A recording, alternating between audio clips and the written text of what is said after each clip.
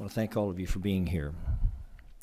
You know, given the subject of this hearing, it seems appropriate to me that we all remind ourselves that the very bedrock foundation principle that gave birth to America in the first place was the conviction that all human beings are children of God and that they are created equal in His sight. Throughout America's history, we've struggled to fulfill that conviction in our national life. It took a civil war in this nation to make the 7,000-year-old state-sanctioned practice of human slavery to come to an end. And ultimately, it did so across the world. American women overcame the mindless policy that deprived them of the right to vote in America.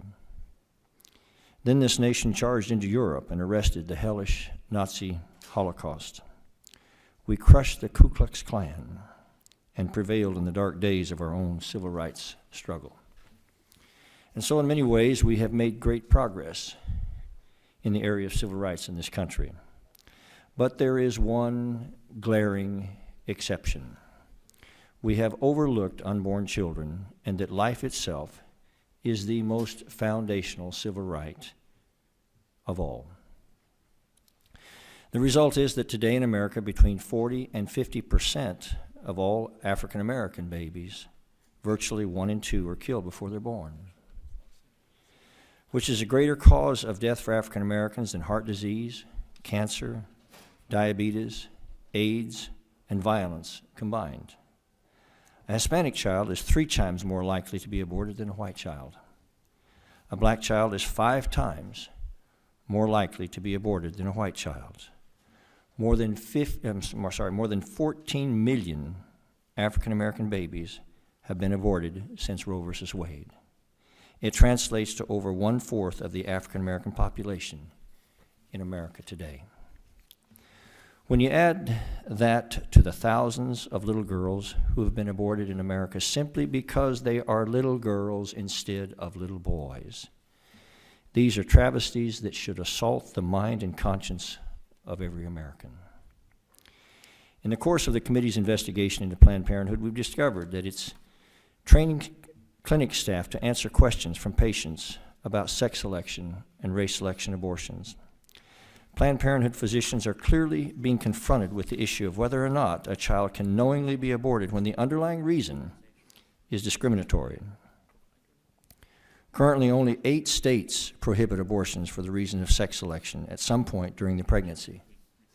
My home state of Arizona also prohibits sex selection and race-based abortions. Now, the subject of the hearing today, the Prenatal Nondiscrimination Act, restricts sex selection abortion and race selection abortion, and the coercion of a woman to obtain either. The bill holds abortionists who prey on women accountable for their actions while holding the women on whom the abortion is performed harmless under the law.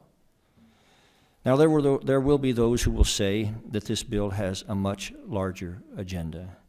And let me respond simply by saying that I sincerely and passionately hope that they are right. I truly hope that the debate and passage of this bill will call all Americans, in and outside of Congress, to an inward and heartfelt reflection upon the humanity of unborn children and the inhumanity of what is being done to them. And this in 2016, in the land of the free and the home of the brave. Across human history, the greatest voices among us have always emphasized the critical responsibility of each of us to recognize and cherish the divine light of eternity shining in the soul of every last one of our fellow human beings. In 1847, Frederick Douglass said, "Right is of no sex, truth is of no color. God is the Father of us all, and all are brethren."